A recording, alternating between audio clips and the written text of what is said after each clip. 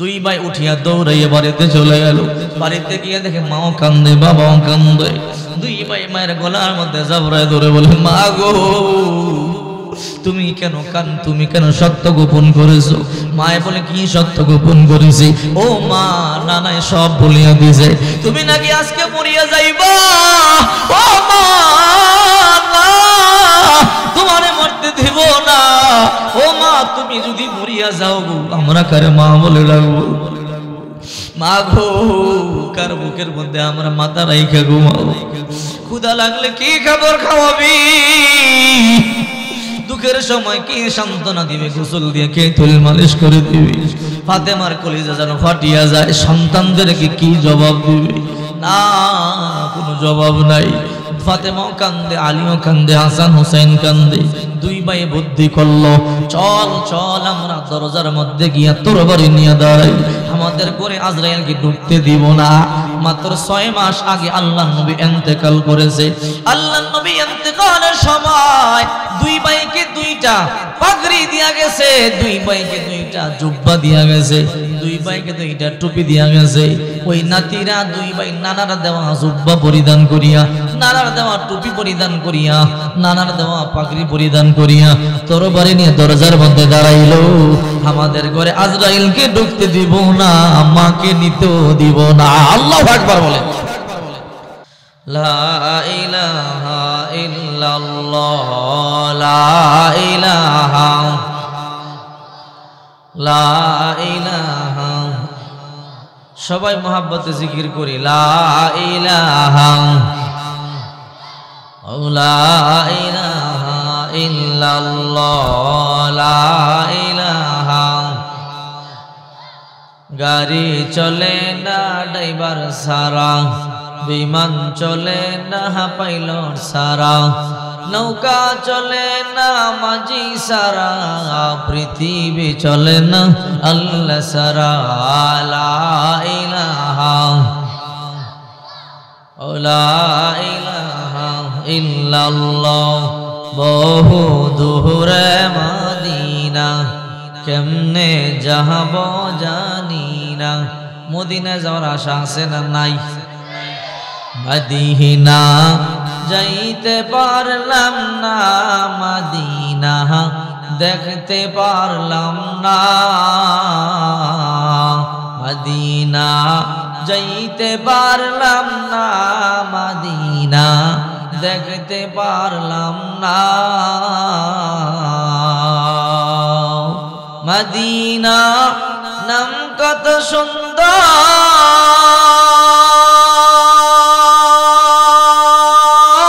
সুন্দর, মদিনা কেড়েছে অন্তর। পাখির ডানা থাকলে, পাখির ডানা থাকলে যেতাম মদিনায়, মদিনা যাইতে পারলাম না, মদিনা দেখতে পারলাম না, মদিনা যাইতে পারলাম না, মদিনা দেখতে পারলাম না। মদিনা নাম কত মধু,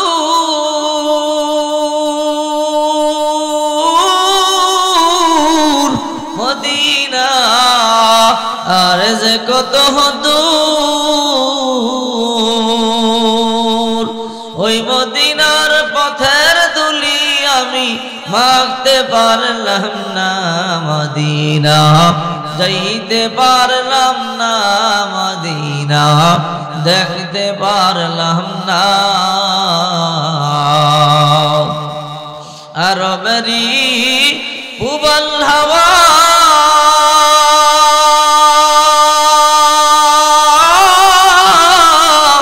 পশ্চিমে করেছো দাওয়া, এই গরিবের দুঃখী সালাম পৌঁছে দিও মদিনায়, মদিনা যাইতে পারলাম না, মদিনা দেখতে পারলাম না। আল্লাহ আমাদের সবাইকে মদিনা যাওয়ার তৌফিক দান করেন, সবাই বলি আমিন। আলহামদুলিল্লাহ বাইতুল আবরার জামে মসজিদ ধরেলচর দক্ষিণ পাড়া এসপি পার্ক সংলগ্ন টাঙ্গাইলের উন্নয়ন কল্পে ওয়াজ ও দোয়া মাহফিলের আজকের সম্মানিত সভাপতি আলহাজ মোহাম্মদ হুমায়ুন কবির সাহেব, সভাপতি বাইতুল আবরার জামে মসজিদ ধরেলচর দক্ষিণ পাড়া, অবসরপ্রাপ্ত ব্যাংক কর্মকর্তা সোনালী ব্যাংক লিমিটেড, আল্লাহ পাক রব্বুল আলামিন জনাব আলহাজ মোহাম্মদ হুমায়ুন কবির সাহেবকে নেক হায়াত দান করেন, সবাই বলে আমিন। প্রধান অতিথি আলহাজ মোহাম্মদ শহীদুল আলম শহীদ, প্রতিষ্ঠাতা চেয়ারম্যান শহীদ ক্যাডেট একাডেমি, আল্লাহ পাক রব্বুল আলামিন নেক হায়াত দান করেন, সবাই বলে আমিন। বিশেষ অতিথিবৃন্দ, আমন্ত্রিত অতিথিবৃন্দ, হযরত উলামায়ে কেরাম, দূর দূরান্ত থেকে আগত আল্লাহ পাকের আশিকিন, জাকিরিন, শাকিরিন, মুহিব্বিন, মুরব্বিন ইজম, কলিজার টুকরা আমার যুবক বন্ধুগণ, স্নেহের ছোট ভাই, পর্দার অন্তরালে অবস্থানরত শ্রদ্ধেয় সম্মানিত মা ও বোনেরা, মহান সৃষ্টির মহান স্রষ্টা দয়াময় আল্লাহ পাক রব্বুল আলামিনের দরবারে অসংখ্য শুকরিয়া আদায় করেছি যে আল্লাহ পাক রব্বুল আলামিন আমাদেরকে অত্যন্ত দয়া করে, মেহেরবানি করে, ভালোবেসে পৃথিবীর সবচেয়ে দামি মজলিস কোরআন সুন্নাহর মজলিসে আল্লাহ পাক এনেছেন, বসার তৌফিক দান করেছেন। আমরা সকলেই চিল্লান দিয়ে বলি আলহামদুলিল্লাহ। মনিটর দুটো চাউন আরো বাড়ায় দেন। আপনারা খুশি না বেজার? যেই মজলিসে বসলে গুনাহ মাফ হয়, যেই মজলিসে বসলে আল্লাহ পাক ফেরেশতাদের মজলিসে প্রশংসা করতে থাকেন, ওই রকম দামি মজলিসে বসতে পেরে খুশি না বেজার? সবাই বলি আলহামদুলিল্লাহ।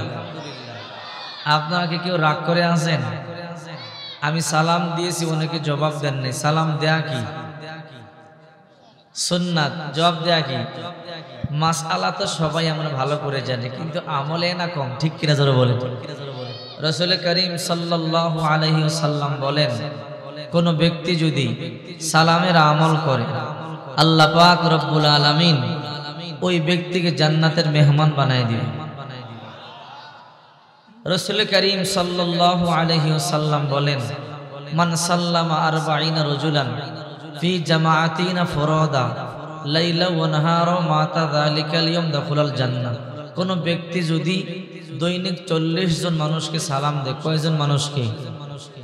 মান সাল্লামা 40 রাজুলান, কোন ব্যক্তি যদি দৈনিক 40 জন মানুষকে সালাম দেয়, ফি জামাআতিনা ফুরাদা, এক সালামে একত্রে 40 জনকে দিতে পারে, অথবা একজন, দুইজন, তিনজন করে ভেঙে ভেঙেও দিতে পারে, লাইলা ওয়া নাহার, দিন অথবা রাত। একটা মানুষ চেষ্টা করলে 24 ঘন্টার ভেতরে 40 জন মানুষকে সালাম দিতে পারবে কি পারবে না? রাসূল করিম সাল্লাল্লাহু আলাইহি সাল্লাম বলেন, মা তাযালিকাল ইয়াউম, ওই দিন যদি মারা যায়, কোন দিন? যেদিন 40 জন মানুষকে সালাম দিয়েছে, দাখালাল জান্নাহ, সরাসরি জান্নাতে ঢুকে যাবে। আচ্ছা, সালাম দিতে ওযু লাগে? জোরে বলেন, সালাম দিতে ওযু লাগে? নির্দিষ্ট ব্যক্তি আছে, চেয়ারম্যান সাহেব কি সালাম দিতে হবে? নির্দিষ্ট জায়গা আছে, টাঙ্গাইল শহরে গিয়ে সালাম দিতে হবে? সালাম এমন একটা ইবাদত, এমন একটা আমল, নির্দিষ্ট ব্যক্তি নাই, নির্দিষ্ট জায়গা নাই, নির্দিষ্ট সময় নাই, ওযুরও দরকার পড়ে না। একজন মুমিন অপর মুমিন মুসলমানকে যেথায় খুশি, অফিস আদালত, রাস্তাঘাট, দোকানপাট, যেথায় খুশি এক মুমিন মুসলমান অপর মুমিন মুসলমানকে বিনা পারমিশনে বলতে পারবে আসসালামু আলাইকুম ওয়া রাহমাতুল্লাহ, ঠিক কিনা জোরে বলেন। রাসূল করিম সাল্লাল্লাহু আলাইহি ওয়াসাল্লাম বলেন, যদি তোমরা 40 জন মানুষকে সালাম দাও, ওই দিন যদি মারা যাও, আল্লাহ তোমাদেরকে জান্নাতে ঢুকায়া দিবে। জান্নাতে হাই নাই, হ্যালো নাই, গুড মর্নিং নাই, গুড ইভিনিং নাই, ওয়া তাহিয়াতুহুম ফিহা সালাম। জান্নাতে শুধু সালাম আদান প্রদান হবে। আপনি যখন জান্নাতে যাবেন, ওয়াল মালাইকাতু ইয়াদখুলুনা আলাইহিম মিন কুল্লি বাব সালামুন আলাইকুম বিমা সাবারতুম ফানি'মা উকবাদ দার। জান্নাতের গেটে দাঁড়ায়া বড় বড় ফেরেশতারা আপনাকে সালাম দিবে। জিবরাইল ফেরেশতা আপনাকে সালাম দিবে, মিকাইল ফেরেশতা আপনাকে সালাম দিবে, ইসরাফিলের মতো বড় বড় ফেরেশতারা আপনাকে সালাম দিবে। কত বড়? এই ফেরেশতাদের মাথার মধ্যে গোটা দুনিয়ার পানি ঢেলে দিলে তালুতেই শুকাইয়া যাবে, গড়িয়ে পড়বে না। যদি মাথাটা এত বড় হয়, পুরো দেহটা কত বড়, ঠিক কিনা জোরে বলে। এই জিবরাইল ফেরেশতা আপনাকে জান্নাতের গেটে দাঁড়াইয়া সালাম দিবে। জিবরাইল ফেরেশতা বড় না ছোট? কত বড়? ওয়ালাহু সিত্তুমিয়াতু জানাহা, যার দেহের মধ্যে 600 পাখা আছে। একটা পাখা এত বড়, এক একটা পাখা আমরা যে পৃথিবীতে বসবাস করি এই পৃথিবীতে ছড়াতেই পারে না। সুবহানাল্লাহ বলে। জিবরাইল আলাইহিস সালাম সবসময় রাসূলুল্লাহ সাল্লাল্লাহু আলাইহি সাল্লামের কাছে মানুষের বেশ ধারণ করে আসতেন। তো রাসূল একদিন বলে, জিবরাইল তুমি তো সবসময় আমার কাছে মানুষের আকৃতিতে আসো, আজকে তোমার আসল অস্তিত্বটা দেখাও, দেখতে চাই। জিবরাইল বলে, ইয়া রাসূলুল্লাহ আমি আমার আসল অস্তিত্ব আপনাকে কিভাবে দেখাবো? বলে কেন? আমি তো অনেক বিশাল দেহের অধিকারী, আপনি যেই পৃথিবীতে আছেন এই পৃথিবীতে আমি আমার দেহ দেখাবো কিভাবে? আমার 600 পাখা থেকে একটাই তো সরাইতে পারি না। সুবহানাল্লাহ বলে। বলে কি বলো? বলে হ্যাঁ। বলে আমার সমস্ত পাখাগুলো আকাশে ছড়াই। ও নবী আপনি যেই পৃথিবীতে আছেন এই পৃথিবীটা একেবারে ছোট। বলে কেমন? বলে বিশাল বড় একটা মরুভূমির মধ্যে হাতের একটা আংটি পড়ে গেলে খুঁজে পাওয়া যতটা কঠিন হবে, প্রথম আসমানে এই পৃথিবীটা ফেলে দিলে খুঁজে পাওয়া তার চাইতে বেশি কঠিন হবে। তার মানে এই পৃথিবী থেকে প্রথম আসমানটা কত বড়, আবার প্রথম আসমান থেকে দ্বিতীয় আসমানটা ঠিক তেমনই বড়, দ্বিতীয় আসমান থেকে তৃতীয়টা তেমনই বড়, এক একটা আসমান থেকে এক একটা এমন বড়। ইয়া রাসূলুল্লাহ আমার সমস্ত পাখা আমি আকাশে ছড়াই, এই পৃথিবীতে ছড়াতে পারি না। রাসূল বলল, জিবরাইল এত কিছু বুঝি না। বললাম দেখাও দেখাও। আচ্ছা বলেন তো, রাসূল বললে জিবরাইল দেখাইতে বাধ্য কিনা? এইবার রাসূল বারবার বলল দেখাও। জিবরাইল বলল ঠিক আছে নবী আপনি চোখ বন্ধ করেন। আল্লাহর রাসূল চোখ বন্ধ করলেন। জিবরাইল আলাইহিস সালাম কিছুক্ষণ পর বললেন, ইয়া রাসূলুল্লাহ চোখ খোলেন। আল্লাহর রাসূল চোখ খুললেন। জিবরাইল বলে, ও আল্লাহর হাবিব দেখছেন? আমি কিছু দেখি নাই, শুধু এতটুকুন দেখেছি আকাশটা আলোক উজ্জ্বল ছিল, এখন অন্ধকার হয়ে গেছে। বলে নবী এইটাই তো আসলটা। বলে কি? বলে আমার 600 পাখা থেকে একটা সরাইয়া দিছি তো গোটা আকাশটাকে ঢেকে ফেলে দিয়েছি। যার এক পাখা এত বড়, যার দেহের মধ্যে এমন 600 পাখা আছে, ওই জিবরাইল না জানি কত বড়। আল্লাহু আকবার বলে। একটা কিতাব আছে, কিতাবের নাম আল ইবকা। আল্লামা শাহ আশরাফ আলী থানভী রহমাতুল্লাহ আলাইহি লিখেছেন, একবার জিবরাইল বলে আল্লাহ আমি জান্নাত দেখব। আল্লাহ বলে জিবরাইল তুমি তো জান্নাত দেখতে পারবা না। বলে কেন? জান্নাত তো অনেক বড়। আচ্ছা জিবরাইল কি ছোট নি? জিবরাইল বলে আল্লাহ আমি যদি জান্নাত দেখতে না পারি তো আদম সন্তান দেখবে কি করে? কথা ঠিক কিনা বলেন? যে জিবরাইলের এক পাখায় গোটা আসমান দুনিয়া ডেকে ফেলে এমন 600 পাখা আছে যার দেহে, ওই জিবরাইলের তুলনায় আমাদের অস্তিত্ব কি খুঁজে পাওয়া যাবে নি? জিবরাইল বলে আল্লাহ আমি দেখতে চাই। বলে তুমি দেখতে পারবা না, আমি না দেখতে পারলে আদম সন্তান দেখবে কিভাবে? আল্লাহ বলে আদম সন্তানকে সেই পাওয়ার আমি দিছি। সুবহানাল্লাহ। বলে আল্লাহ আমিও দেখতে পারবো, অনুমতি দেন। আল্লাহ বলল পারবি না। বলে আল্লাহ আপনি অনুমতি দেন না। বারবার বলবার পরে আল্লাহ বলল যা, দেখতে পারবি না বললাম, তারপরে দেখবি, যেহেতু দেখ কোন জান্নাত দেখবি? বড় জান্নাত জান্নাতুল ফিরদাউস, ছোট জান্নাত জান্নাতুন নাঈম। বলে আল্লাহ ছোট জান্নাতটাই দেখি। বলে দেখো। জিবরাইল আলাইহিস সালামের পাখা কয়টা? 600 পাখা দিয়ে একটা উড়াল দিছে, এক উড়ালে 70,000 বছর। সুবহানাল্লাহ জোরে বলেন। এক উড়ালে কয় বছর? 70,000 বছর পরে প্রতিটা ডানার গোড়া দিয়ে গাম বের হয়ে গেছে। জিবরাইল বসে পড়ছে। বলে আল্লাহ দয়া করে মেহেরবানি করে মাফ করেন, আমার বুঝে আসছে আমি জান্নাত দেখতে পারবো না। আল্লাহ বলে আমি তো তোরে আগেই বললাম দেখতে পারবি না, তো দেখার চেষ্টা করলি কেন? বলে আল্লাহ খায়েশ মিটাইতাম। বলে কেন? বলে ওই যে ইব্রাহিম নবী জানে আপনি মুর্দারে জিন্দা করতে পারবেন, জানার পরেও ঈমান বৃদ্ধির জন্য বলে আল্লাহ মুর্দারে কেমনে জিন্দা করবেন আমার দেখান, আমিও এই জন্য দেখতে চাইছি। সুবহানাল্লাহ বলে। কোরআনের 3 নম্বর পারা, 3 নম্বর পৃষ্ঠা, প্রথম নম্বর লাইন আল্লাহ তাআলা বলেন ওয়াইয ক্বালা ইব্রাহিম রাব্বি আরিনি কাইফা তুহিল মাউতা। ইব্রাহিম পয়গম্বর বলে আল্লাহ আপনি মুর্দারে কেমনে জিন্দা করবেন আমারে দেখান। আল্লাহ তাআলা বলে ইব্রাহিম ক্বালা আওয়ালাম তুমিন, তুমি কি বিশ্বাস করো না? ইব্রাহিম পয়গম্বর বলে আল্লাহ ক্বালা বলা হ্যাঁ বিশ্বাস করি। ও ইব্রাহিম বিশ্বাস করলে আবার দেখবার দরকার কি? বলে ওয়ালাকিন লিয়াতমাইন্না কলবি, আল্লাহ দেখলে অন্তরে প্রশান্তি লাভ হবে, ঈমান বাড়বে, দৃঢ়তা বাড়বে, এই জন্য দেখবার জন্য চাই। আল্লাহ বলল ঠিক আছে তাহলে যাও। ক্বালা ফাহুজ আরবাতাম মিনাত তায়র, রে ইব্রাহিম চারটা পাখি রে ধরবা, চারটা পাখি ধরিয়ে এমন ভাবে লালন পালন করবা, এমন ভাবে পোষ বানাইবা যেন তুমি ডাক দিলে দৌড়াইয়া চলে আসে। ইব্রাহিম পয়গম্বর চারটা পাখি ধরিয়া এমন ভাবে লালন পালন করলেন, এমন ভাবে পোষ বানাইলেন, ডাক দিলে দৌড়াইয়া চলে আস। এবার ইব্রাহিম পয়গম্বর বলে আল্লাহ চারটা পাখি ধরে এমন ভাবে লালন পালন করলাম, এমন ভাবে পোষ বানাইলাম, এখন আমি ডাক দিলে দৌড়াইয়া চলে আস।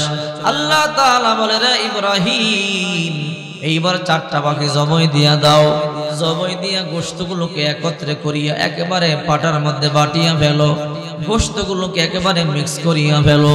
ইব্রাহিম পয়গম্বর পাখি জবাই করিয়া গোশত একত্রিত করলেন।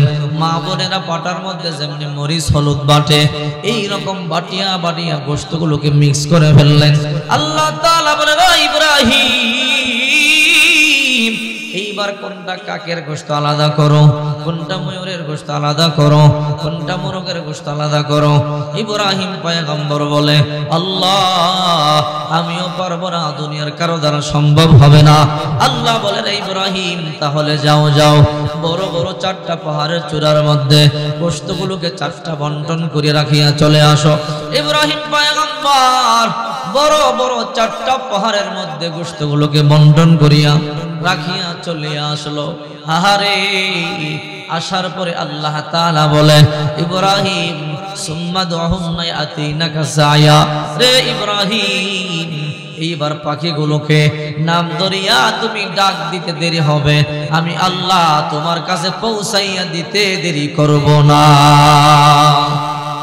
قادر قدرت داری بر کمال انت ربی انت حسبی جل جلال تو ہی قادر جلیل اللہ جہادار ہر حال تو ہی میرا نگہدار। ইব্রাহিম পয়গম্বর সাধারণ নবী না, অনেক বড় নবী। একদিন ফেরেশতারা বলে আল্লাহ ইব্রাহিমকে আপনি নবুয়ত দান করলেন, ইব্রাহিমকে খলিলুল্লাহ বানাইলেন, আপনার বন্ধু বানাইলেন। আল্লাহ আজরের সন্তানকে, মূর্তি পূজকের সন্তানকে আপনি কেমনে খলিল বানাইলেন? খলিল বানাইবার মতো কি আর কাউকে আপনি পাইলেন না? আল্লাহ তাআলা বলে রে ফেরেশতারা ইব্রাহিমের মধ্যে এমন গুণ আছে সে আমার বন্ধু হবে। বলে আল্লাহ ইব্রাহিমের মধ্যে আবার কি গুণ, কেন তারে খলিলুল্লাহ বানাইলেন? আল্লাহ বলে ও ফেরেশতা দেখতে চাও না শুনতে চাও? বলে দেখলেই তো ভালো। বলে যাও যাও রে ইব্রাহিম দেখো বকরি বেড়া দুম্বা ছড়াইতেছে, ইব্রাহিমকে গিয়ে পরীক্ষা করো, দেখবা আমার ইব্রাহিম পরীক্ষার মধ্যে ফার্স্ট হয়ে যাবে। ফেরেশতা আসলো মানুষের রূপ ধারণ করিয়া, ফেরেশতা তাকাইয়া দেখে ইব্রাহিম পয়গম্বর বকরি বেড়া দুম্বা গুলো সারিয়া সারিয়া শুধু মাওলা পাকের জিকির করে লা ইলাহা ইল্লাল্লাহ লা ইলাহা। ফেরেশতা আশ্চর্য হয়ে গেল, এ কেমন পাগল, গরু বকরি বেড়া দুম্বা গুলো সারিয়া দিয়া শুধু জিকির করে জিকির করে। কিরে ওই গরু বকরি বেড়া দুম্বা নিয়ে যাওয়ার ভয় সে করে না, ইব্রাহিম শুধু জিকিরের মধ্যে আছে। ফেরেশতাই দেখা কই সুবহানাল্লাহ, আওয়াজটা ইব্রাহিম পয়গম্বরের কানে চলে গেল। ইব্রাহিম পয়গম্বর বলে কে গো তুমি? আমার মাওলার প্রশংসা করেছো, সুবহানাল্লাহ বলেছো। নাও না আমার একটা ওট তুমি নিয়ে নাও, বিনিময়ে আরেকবার আমার আল্লাহর প্রশংসা শোনাও। ফেরেশতা এবার ওট পাইলো, ওট পাইয়া বলে আলহামদুলিল্লাহ, শুকরিয়া আদায় করলো। এইবার ইব্রাহিম পয়গম্বর বলে তুমি আমার মাওলার আবার প্রশংসা করছো, নাও নাও তুমি আরেকটা ওট নিয়ে নাও। এবার ফেরেশতা ওট পাইয়া আবার বলে আলহামদুলিল্লাহ, ফেরেশতা আবার আল্লাহর শুকরিয়া আদায় করে ইব্রাহিম পয়গম্বর একটা ওট আবারও দিয়া দিল। এমন করে ফেরেশতা আলহামদুলিল্লাহ সুবহানাল্লাহর প্রশংসা করে, আর ইব্রাহিম পয়গম্বর একটা করিয়া দুম্বা বকরি বেড়া ওট সব দিতে দিতে দিয়া দিল, আর একটাও নাই। ফেরেশতা আশ্চর্য হয়ে গেল। ইব্রাহিম পয়গম্বর বলে, হে আল্লাহর বান্দা, কে তুমি? তোমার চিনতে পারি নাই। আরেকবার আমার মাওলার প্রশংসা করো না, আরেকবার আমার মাওলার প্রশংসা আমার শোনাও না। মানবরূপী ফেরেশতা বলে, রে ইব্রাহিম, যত বকরি বেড়া দুম্বা ছিল সব তো দিয়া দিলাম, এখন তুমি তো শূন্য কিছু নাই। এখন আবার যদি আমি সুবহানাল্লাহ আলহামদুলিল্লাহ বলি, আমারে তুমি কি দিবা? তোমার কাছে কিছু নাই। ইব্রাহিম নবী চোখের পানিগুলো সারিয়া কান্না করে বলে, আল্লাহর বান্দা গো, কি তুমি? তোমার চিনতে পারি নাই। তোমার এতগুলো ওট বকরি বেড়া দুম্বা রাখতে একটা রাখালের দরকার আছে। রে আল্লাহর বান্দা, তুমি আরেকবার আমার মাওলার প্রশংসা আমার শোনাও, আমি চিরদিনের জন্য তোমার গরু সাগরের রাখাল হয়ে যাব। আল্লাহ আল্লাহ क्या मुबारक नाम है, अल्लाह अल्लाह आशिकों का काम है। या इलाही मुझसे मुझको दूर कर, ताकि देखो मुझ में तुझको एक नजर। जन्नत दो ज़ख से या रब क्या करूँ, आरज़ू है मैं तुझे देखा करो। हूरो गिल्मा जितने नेमत है तो सबसे बढ़कर नेमते दीदार दो। जिब्राइल फरिश्ता बोले, अल्लाह আপনার নবী ইব্রাহিম জানে আপনি মুর্দারে জিন্দা করতে পারবেন, তারপরও দেখতে চাইল ঈমান বৃদ্ধির জন্য, অন্তরে প্রশান্তি লাভের জন্য। ও রব্বুল আলামিন, আমি এই জন্য চাইলাম, আল্লাহ আমার বিশ্বাস হয়ে গেল আমি জান্নাত দেখতে পারবো না, সেই ক্ষমতা আমার নাই। ও আল্লাহ, তবে আপনি দয়া করে আমারে বলেন, আমি ৭০,০০০ বছরে উড়ে উড়ে আপনার ছোট জান্নাত জান্নাতুন নাঈমের কতটুকু আসলাম, আর সামনে কতটুকু বাকি আছে। আল্লাহ তাআলা বলেন, তুমি ৭০,০০০ বছরে আমার ছোট জান্নাত জান্নাতুন নাঈমের মধ্যে উড়ে উড়ে lakh lakh crore crore million trillion trillion pillar আছে, এর মধ্যে মাত্র ২ নাম্বার পিলারে আসছো, সমস্ত পিলারগুলো সামনে বাকি রয়ে গেছে। قدر قدرت داری بر کمال انت ربی انت حسبی جل جلال تو ہی قادر جلیل اللہ جہادار ہر حال تو ہی میرا نگہدار। এই জিবরাইল ফেরেশতা আপনাকে জান্নাতের গেটে দাঁড়াইয়া দাঁড়াইয়া সালাম দিবে। আল্লাহু আকবার বলেন। সালামের আমলটা করা যাবে তো ইনশাআল্লাহ। আল্লাহ তৌফিক দান করে, সবাই বলে আমিন। প্রিয় উপস্থিতি, কোরআনুল কারীম থেকে ছোট্ট একটি আয়াত আমি আপনাদের সামনে পাঠ করেছি। রাসূল করিম সাল্লাল্লাহু আলাইহি ওয়াসাল্লামের অসংখ্য হাদিস থেকে একটি হাদিস আমি আপনাদের সামনে পাঠ করেছি। আল্লাহ পাক রব্বুল আলামিন চাহে তো এর অনুকূলে অতি সংক্ষিপ্ত কিছু সময় আলোচনা করব। আপনারা শুনতে রাজি আছেন তো ইনশাআল্লাহ? আল্লাহ পাক রব্বুল আলামিন তৌফিক দান করে, সবাই বলে আমিন। এই আয়াতে আল্লাহ পাক রব্বুল আলামিন বলেন, ইয়া আইয়ুহাল্লাযীনা আমানুত্তাকুল্লাহ হাক্কা তুকাতিহি ওয়া লা তামুতুন্না ইল্লা ওয়া আনতুম মুসলিমুন। হে ঈমানদারেরা, হে বিশ্বাসীরা, তোমরা কিন্তু আমি আল্লাহকে ভয় করবার মতো ভয় করো, আর পরিপূর্ণ মুমিন না হইয়া মৃত্যুবরণ করিও না। তোমরা আমি আল্লাহকে ভয় করবার মতো ভয় করো, আর পরিপূর্ণ ঈমানদার না হইয়া মরিও না। মুসলমানের ঘরে হইলেই কিন্তু মুসলমান হওয়া যায় না, ঠিক কিনা জোরে বলে? এমনও মুসলমান আছে সুদ খায়, এমনও মুসলমান আছে ঘুষ খায়, এমনও মুসলমান আছে ২ নাম্বার মাল বিক্রি করে, এমনও মুসলমান আছে কথায় কথা মিথ্যা কথা বলে, এমনও মুসলমান আছে মাথার মধ্যে টুপি, মুখের মধ্যে দাড়ি, মানুষের ঘরে ঘরে গিয়া বলে ওয়াজ মাহফিলে যাইও না, ওয়াজ মাহফিলে ফায়দা নাই। আছে না নাই? আছে না নাই? শয়তান কিন্তু নেক্সট শুরুতে ধোঁকা দেয়। শয়তান কোন শুরুতে ধোঁকা দেয়? শয়তান জানে মাথায় টুপি লাগাইয়া আর মুখের মধ্যে দাড়ি লাগাইয়া ধোঁকাটা দিলে সহজে বিশ্বাস করবে, কারণ টুপিওয়ালাদেরকে মানুষের সহজে বিশ্বাস করে, এটা নবীদের সুন্নত। আমাদের সমাজে অনেক টুপিওয়ালা আছে, অনেক দাড়িওয়ালা আছে, দেখবেন ওয়াজ মাহফিল দেখতে পারে না, তাফসির মাহফিল সম্পর্কে শুনলে গায়ে আগুন ধরে যায়, মানুষকে বিভ্রান্তি করে, মানুষের ঘরে ঘরে গিয়া ওয়াজ মাহফিলকে বাধা দেওয়ার চেষ্টা করে আকার ইঙ্গিতে। এমন বড় শয়তান আছে না নাই? এগুলো আবু জাহেলের বংশধর। আল্লাহ পাক রব্বুল আলামিন কোরআনে বলেন, ওয়াকালাল্লাযীনা কাফারু লা তাসমাউ লিহাযাল কুরআনি ওয়ালগাউ ফীহি লাআল্লাকুম তাগলিবুন। মক্কার আবু জাহেলরা বলতো, তোমরা কোরআন শুনবা না, তেলাওয়াত করা হয়, হট্টগন্ডগোল সৃষ্টি করো, যারা তোমরা বিজয় লাভ করতে পারো। আমাদের সমাজে যারা আকার ইঙ্গিতে ওয়াজ মাহফিল বন্ধ করতে চায়, যারা তাফসির মাহফিল বন্ধ করতে চায়, মানুষকে দূরে রাখতে চায়, অতি সহজেই বুঝে নেবেন আবু জাহেলকে দেখেন নাই, সে হইল আবু জাহেলের বংশধর। ঠিক কিনা জোরে বলে? এমন আবু জাহেল মার্কা কিছু লোক সমাজে আছে না নাই? এই জন্য এদের থেকে সাবধান। আল্লাহ তাআলা বলেন, তোমরা আমাকে ভয় করার মতো ভয় করো, আর পরিপূর্ণ মুমিন না হইয়া, পরিপূর্ণ মুসলমান না হইয়া মৃত্যুবরণ করিও না।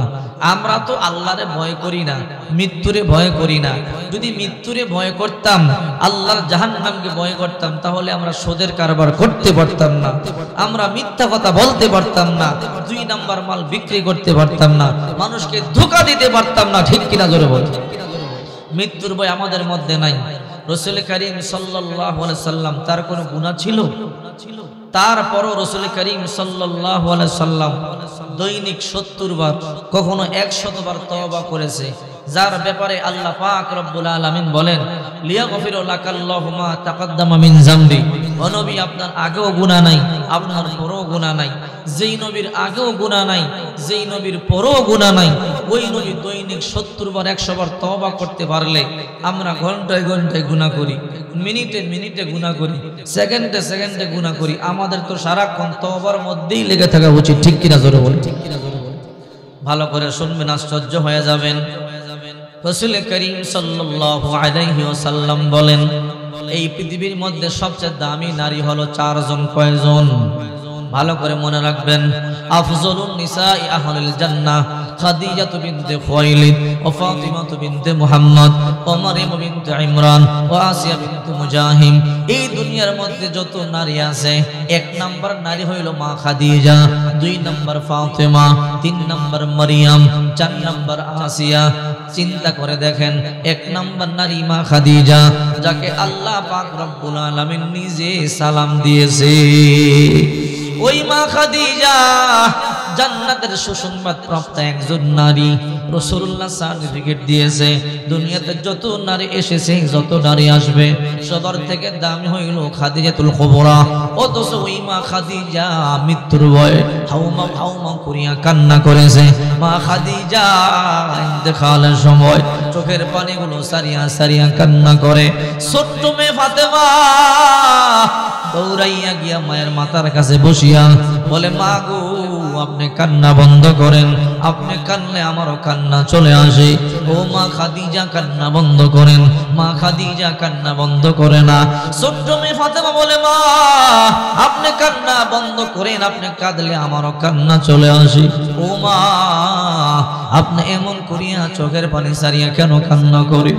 মা খাদিজা চোখের পানিগুলো সারিয়া বলে, ফাতেমা রে, অন্ধকার কবরের ভয় আমারে পাগল বানায়া দিছে।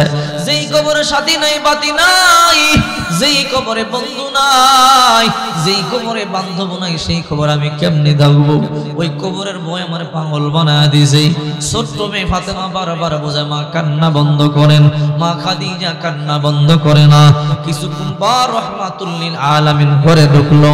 ঢুকার পরে ফাতেমা দৌড়াইয়া গিয়া বলে, বাবা, মায়ের কান্না বন্ধ করান। মা চোখের পানিগুলো সারিয়া সারিয়া কান্না করে।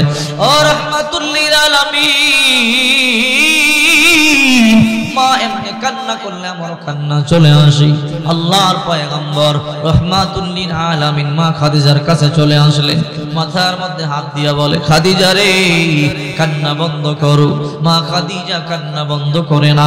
আল্লাহর পয়গম্বর বলে, রে খাদিজা কান্না বন্ধ করো। মা খাদিজা কান্না বন্ধ করে না।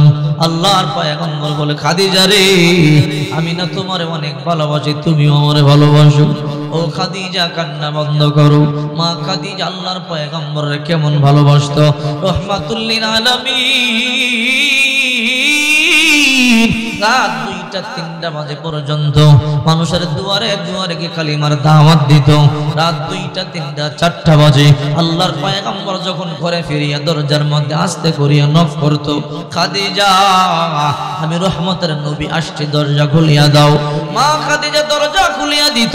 আল্লাহর নবী বলতো, রে খাদিজা রাত 2টা-3টা-4টা বাজে কালিমার দাওয়াত দিয়ে ঘরে 2 কাঁচতে নক করলে দরজা খুলিয়া দাও। খাদিজা রে তুমি কি ঘুমাও নাই? মা খাদিজা চোখের পানিগুলো জারিয়া বলতো, ওগো রহমতের নবী রাত 2টা-3টা-4টা-5টা বুঝি না। রাহমাতুল লিল আলামিন আপনি যতক্ষণ পর্যন্ত ঘরে প্রবেশ না করেন আমি বিছানার মধ্যে পিঠ লাগাই না। ও রাহমাতুল লিল আলামিন আমি দরজায় দাঁড়ায়া দাঁড়ায়া আপনার জন্য অপেক্ষা করি। ইমামুল আউয়ালিন ওয়াল আখিরিন صدقا رحمة للعالمين شهود جودش رحمة للعالمين সিজদাও শুধহা মারু ইয়া জমিন। মা খাদিজা মৃত্যুর ভয়ে কান্না করি। রাহমাতুল লিল আলামিন বলে, খাদিজা কান্না বন্ধ করো। মা খাদিজা কান্না বন্ধ করে না। আল্লাহর পয়গম্বর বলে, খাদিজা রে তুমি এমনি কান্না করলে আমারও কান্না চলে আসে। আমাদের ছোট্ট মেয়ে ফাতেমাও চোখের পানি সারিয়া কান্না করে। এইবার মা খাদিজা বলে, রহমতের নবী আমি কান্না বন্ধ করতে পারি গো, আমার 4টা শর্ত আপনি পূরণ করবেন কিনা বলেন। ও রাহমাতুল লিল আলামিন আমার 4টা আশা আপনি পূরণ করবেন কিনা বলেন। যদি আমার 4টা স্বপ্ন 4টা আশা আপনি পূরণ করেন আমি কান্না বন্ধ করতে পারি। আল্লাহর পয়গম্বর বলে, খাদিজা রে বলো তোমার কি আশা, তোমার কি শর্ত? আমার 1 নম্বর শর্ত আমি যখন মরিয়া যাব ও রাহমাতুল লিল আলামিন আপনার ব্যবহৃত একটা জুব্বা দিয়া আমার কাফনের কাপড় পরাইয়া দিবেন। আল্লাহর পয়গম্বর বলে, খাদিজা রে আমার কি 3-5টা কাপড় কিনবার সামর্থ্য নাই, আমি কি তোমার নতুন কাফনের কাপড় দিয়া দাফন করতে পারবো না। ও নবী নতুন আর পুরানের প্রশ্ন না রে নবী,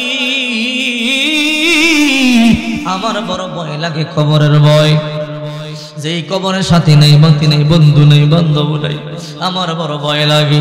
আপনার ব্যবহৃত জুব্বা যদি আমার দেহের মধ্যে থাকে আল্লাহর ফেরেশতা আমারে কষ্ট দিতে পারবে না। ও রাহমাতুল লিল আলামিন আপনি আমারে ওয়াদা দিবেন আপনার ব্যবহৃত জুব্বা দিয়ে কাফনে কাপড় পরা দিবেন। আল্লাহর পয়গম্বর বলে, খাদিজা যাও ওয়াদা দিলাম আমার ব্যবহৃত জুব্বা দিয়ে তোমার কাফনের কাপড় পরাবো। তোমার 2 নম্বর শর্ত বলো। ও রহমতের নবী আমি যখন মরিয়া যাব গো নবী আপনি নিজে আমার জানাজার নামাজের ইমামতি করবেন। আল্লাহর পয়গম্বর বলে, খাদিজা যাও যাও তোমার 2 নম্বর শর্তটা আমি রাখবো, তোমার 3 নম্বর শর্ত আমার বল।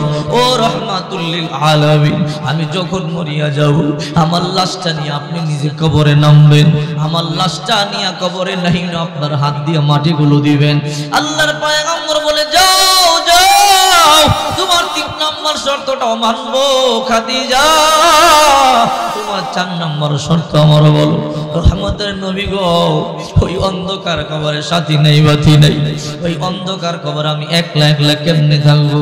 আমার 4 নম্বর শর্ত হলো আমি যখন মরিয়া যাব আমার লাশটা যখন মাটির চাপা দেওয়া হবে দাফন করা হবে, আমি আপনার জবান থেকে শুনেছি মাইয়িতকে দাফন করবার পরে আত্মীয় স্বজন যখন 40 কদম দূরে চলে যায় ওই কবরে 2 জন ফেরেশতা ঢুকিয়া 4টা প্রশ্ন করে, মার রব্বুকা মা দীনুকা ওয়া মান নবিয়ুকা। আমি যখন মরিয়া যাব আমার কবরের মধ্যে তো দুইজন ফেরেশতা ঢুকবে, আমাকেও 4টা প্রশ্ন করবে। রহমতের নবী গো, আমি উত্তর দিতে না পারলে আমার কষ্ট দিবে। ও রহমতের নবী, আপনি আমার ওয়াদা দিবেন, আমাকে দাফন করিয়া সবাই যদিও বাড়িতে চলে যায়, আপনি যাবেন না, আপনি আমার কবরের পাশে দাঁড়ায় থাকবেন যতক্ষণ পর্যন্ত মুনকার নাকির কবরে না ঢোকে। আপনি যাবেন না, মুনকার নাকির ঢুইকা যখন আমারে প্রশ্ন করবে, আমার পক্ষ থেকে জবাবগুলো আপনি দিয়া দিবেন। আল্লাহর পয়গম্বর বলেন, খাদিজা যাও যাও, তোমার 4টা শর্ত আমি পূরণ করব। তোমার ইন্তেকালের পরে আমার ব্যবহৃত জুব্বা দিয়ে তোমার কাফনের কাপড় পরাবো, আমি নিজে তোমার জানাজার ইমামতি করব, আমি নিজে আমি কোলে করিয়া লাশটা কবরের মধ্যে নামাবো। সবাই যদিও চলে যায় আমি যাব না, যখন মুনকার নাকির ঢুকবে আমি জবাবগুলো দিয়ে দিব। মা খাদিজার কান্না বন্ধ হয়ে গেল, মা খাদিজার ইন্তেকাল হয়ে গেল।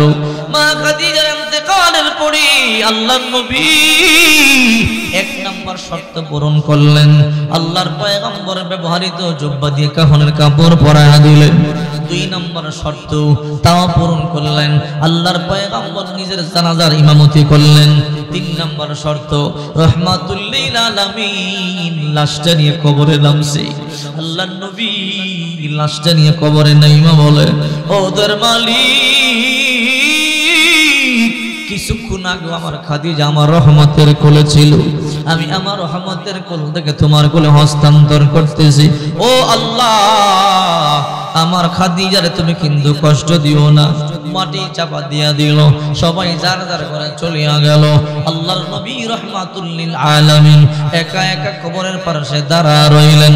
সব সাহাবায়ে কেরাম চলিয়া গেল, আল্লাহর পয়গম্বর গুরুস্থানের মধ্যে দাঁড়াইয়া একা একা অপেক্ষা করতেছে কোন সময় মুনকার নাকির কবরে ঢুকবে, রহমাতুল লিল আলামিন জবাবগুলো দিয়া দিবে।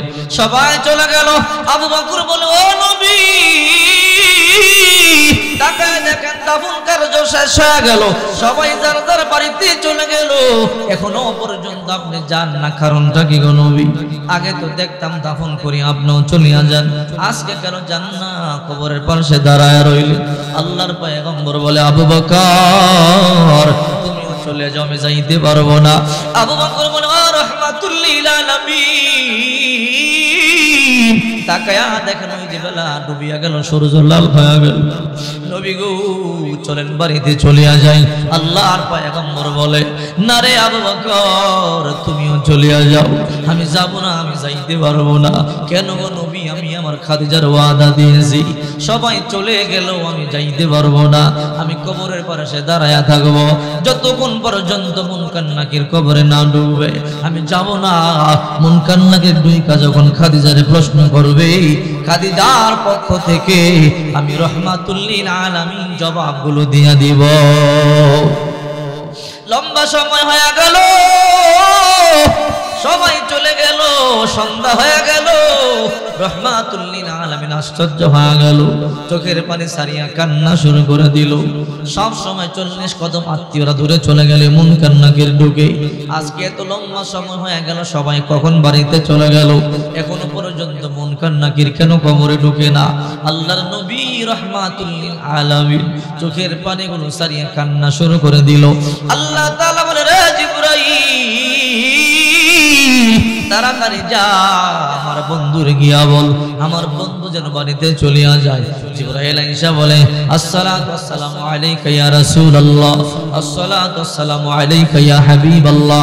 ও রহমাতুল লিল আলামিন, খাদিজার দাফন কার্য শেষ হয়ে গেল, সবাই বাড়িতে চলে গেল, আপনি একা একা কেন দাঁড়াইয়া রইলেন? ও রহমাতুল লিল আলামিন, আল্লাহ বলেছে আপনি বাড়িতে চলে যাবার জন্য। আল্লাহর পয়গম্বর বলেন, ও জিবরাইল, কেমনে যাব? এখনো পর্যন্ত মুনকার নাকির কবরে ঢুকে নাই, আমি আমার খাদিজার ওয়াদা দিছি, যতক্ষণ পর্যন্ত মুনকার নাকির না ঢুকবে আমি যাব না। মুনকার নাকির ঢুইকা যখন প্রশ্ন করবে, খাদিজার পক্ষ থেকে জবাবগুলো আমি দিয়া দিব। জিবরাইল বলে, আল্লাহর নবী, আপনি কি মনে করেছেন আপনি কবরের পাশে দাঁড়ায় থাকবেন আর ওই কবরের মধ্যে মুনকার নাকির ঢুকবার সাহস পাবে নাকি? আল্লাহ তাআলা বলেছে, ও রহমাতুল লিল আলামিন, আপনি বাড়িতে চলে যান, আপনি দাঁড়ায় থাকলে মুনকার নাকির কবরে ঢুকতে পারবে না। খাদিজার প্রশ্নের জবাবগুলো দেওয়ার জন্য আপনাকে দাঁড়ায় থাকা লাগবে না। খাদিজার প্রশ্নের জবাব দেওয়ার জন্য আল্লাহ তাআলা নিজেই প্রশ্ন রেডি করে অপেক্ষা করতেছে। আতিনা ফি দারে দুনিয়া না হাসান, আতিনা ফি দারে ইকবানা হাসান, ইয়া গিয়াসাল মুস্তাগীসিন ইহদিনা লফতিখারা বিল উলুমি ওয়াল গিনা। हर गोरीने देने तो तैयार है, जो न मंगे उससे तू बेजार है। चिंता करे देखें माँ खादीजा জান্নাতের নারী। আল্লাহর হাবিব যার ব্যাপারে বললেন আফজলুন নিসা আহলিল জান্নাহ খাদিজা বিনতে খুয়াইলিদ। এই দুনিয়ার মধ্যে যত নারী আছে সবার থেকে নাম্বার 1 দামি হইল খাদিজা, যাকে আল্লাহ তাআলা নিজে সালাম দিয়েছে। ওই মা খাদিজা মৃত্যুর ভয়ে, কবরের ভয়ে হাউমাউ করে কান্না করতে পারে। হে মুসলমান, ঘন্টায় ঘন্টায় মিথ্যা কথা বলো, সেকেন্ডে সেকেন্ডে মিথ্যা কথা বলো, ওয়াদা খেলাফ করো, চগলখড়ি করো, মুনাফিকি করো, 2 নম্বর মাল বিক্রি করো। হে মুসলমান, আমাদের তো মৃত্যুর ভয় নাই। মৃত্যুর ভয় থাকলে মুমিন মুসলমান আজান শুনবার পরও ঘরে বসে থাকতে পারে না, ঠিক কি না? এই আয়াতে আল্লাহ পাক রব্বুল আলামিন এই কথাটাই বলেন, ইয়া আইয়ুহাল্লাযীনা আমানুত্তাকুল্লাহ হাক্কা তুকাতিহি ওয়া লা তামুতুন্না ইল্লা ওয়া আনতুম মুসলিমুন। হে ঈমানদারেরা, তোমরা আমি আল্লাহকে ভয় করবার মতো ভয় করো, আর পরিপূর্ণ মুসলমান না হইয়া মৃত্যুবরণ করিও না। ভয়, আল্লাহর ভয় অন্তরে থাকলে কোন মানুষ 2 নম্বর কাজ করতে পারে না। আল্লাহর ভয় অন্তরে থাকলে কোন মানুষ নামাজ ছাড়তে পারে না। কোন মানুষ আল্লাহর ভয় অন্তরে থাকলে রমজান মাসে রোজা ছাড়তে পারে না, ঠিক কিনা জোরে বলেন। এই হইল দুনিয়ার 1 নম্বর নারী মা খাদিজা। চিন্তা করে দেখেন, জান্নাতের সুসংবাদ প্রাপ্ত নারী, আল্লাহর হাবিব সার্টিফিকেট দিয়েছে, এই দুনিয়ার মধ্যে 1 নম্বর নারী। এরপরে আল্লাহ পাক রব্বুল আলামিন নিজে মা খাদিজারে সালাম দেয়। এত কিছুর পর মা খাদিজা কবরের ভয়ে কান্না করে, মৃত্যুর ভয়ে কান্না করে, জাহান্নামের ভয়ে কান্না করে। এইবার চিন্তা করেন, তাহলে আমাদের কেমন কান্না করা উচিত, ঠিক কি না? এই হলো 1 নম্বর নারী। 2 নম্বর নারী দুনিয়ার মধ্যে সবচেয়ে দামি হযরত ফাতেমা, যার ব্যাপারে রাসূল করিম সাল্লাল্লাহু আলাইহি ওয়াসাল্লাম বলেন, ফাতেমা তো সাইয়্যিদাতু নিসাই আহলিল জান্নাহ। ফাতেমা জান্নাতের রমণীদের সর্দারিনী। ফাতেমা তো বিজআতুম মিন্নি, ফাতেমা আমার দেহের অংশ, কলিজার টুকরা। হযরত ফাতেমা, আল্লাহর হাবিব নিজে গ্যারান্টি দিয়েছে, আমার কন্যা ফাতেমা জান্নাতের রমণীদের সর্দারিনী হবে। এরপরও ফাতেমা মৃত্যুর ভয় কেমনে কাঁদছে শুনলে অবাক হয়ে যাবেন। হযরত আলী রাদিয়াল্লাহু তাআলা আনহু প্রতিদিন ফজরের নামাজ পড়িয়ে যখন ঘরে ঢুকতেন, ঘরে ঢুকেই দেখতো ফাতেমা নামাজের মুসল্লায় হয়তো কোরআন তেলাওয়াত করে, নয়তো জিকির করে, নয়তো তাসবিহ তাহলিল আদায় করে, নয়তো ইশরাকের নামাজ পড়ে। হযরত আলী হঠাৎ করে একদিন যখন ফজরের নামাজ পড়িয়া ঘরে ঢুকলো, ঘরে ঢুকে তাকাইয়া দেখে ফাতেমা নামাজের মুসল্লার মধ্যে নাই। ফাতেমা কোরআন তেলাওয়াত করে না, জিকির আজকারও করে না, নামাজও আদায় করে না। আলী অবাক হয়ে গেল, কিরে, প্রতিদিন ফজরের নামাজ পড়িয়া ঘরে ঢুকেই দেখি ফাতেমা নামাজের মুসল্লায় কোরআন তেলাওয়াত করে, জিকির করে, নামাজ আদায় করে, আজকে নামাজের মুসল্লার মধ্যে নাই। আমার ফাতেমা কই গেল? আমার ফাতেমার কি হলো? হযরত আলী রাদিয়াল্লাহু তাআলা আনহু বড় টেনশনে পড়ে গেল। হযরত আলী রাদিয়াল্লাহু তাআলা আনহু ফাতেমারে তালাশ করা শুরু করে দিল। পুরো ঘর তন্ন তন্ন করিয়া তালাশ করলো। হযরত ফাতেমা রাদিয়াল্লাহু তাআলা আনহাকে পাওয়া গেল না। আলী টেনশনে পড়ে গেল, আমার ফাতেমা তো আমাকে না বলিয়া কোথাও যায় না, আজকে আমার ফাতেমার কি হলো? কোথায় চলে গেল? হযরত আলী টেনশন করতেছে আর খুঁজতেছে।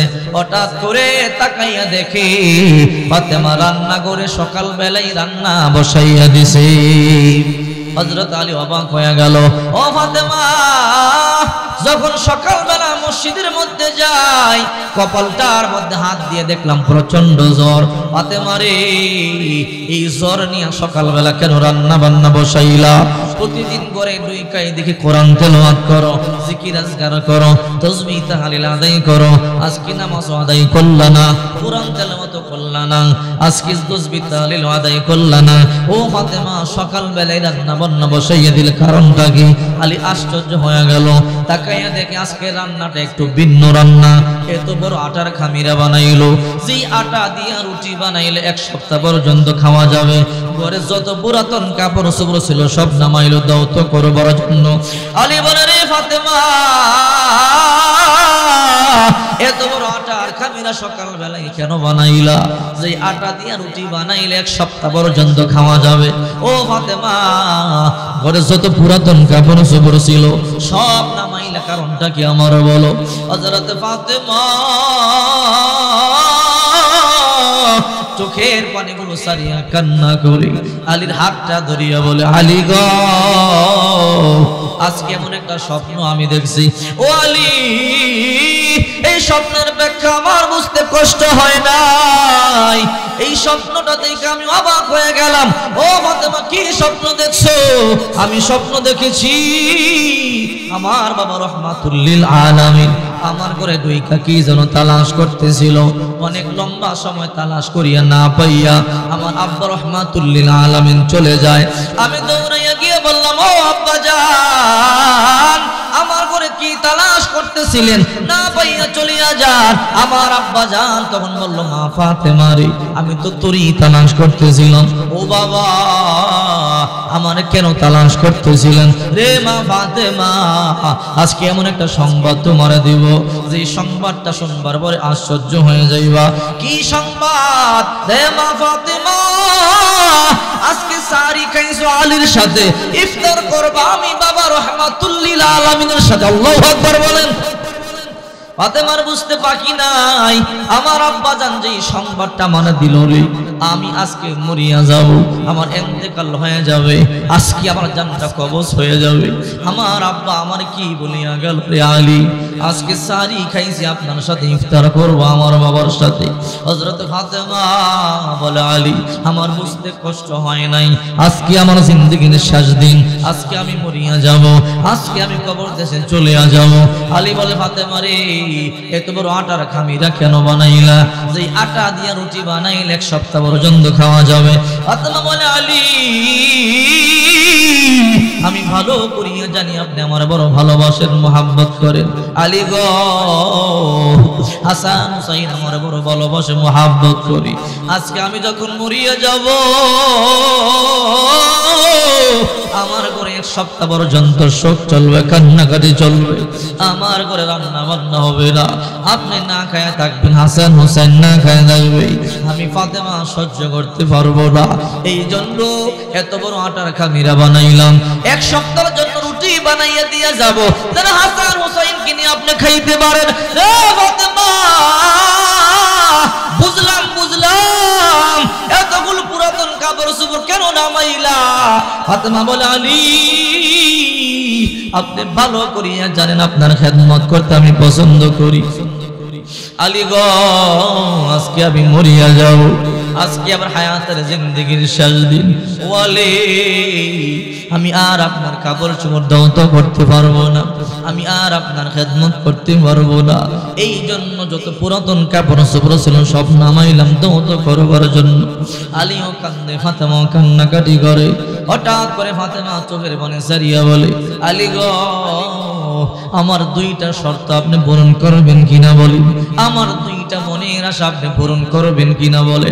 সেই ছোট্টবেলা আমি আপনার সংসার আইছি রে আলী, ভালো একটা কাপড় চাই নাই, ভালো একটা গহনা চাই নাই, জুতা চাই নাই রে আলী। অভাবের সংসারে কখনো কখনো এক সপ্তাহ পর্যন্ত আমি ফাতেমা না খেয়েছিলাম, কখনো কখনো 15 দিন পর্যন্ত আমি না খেয়েছিলাম।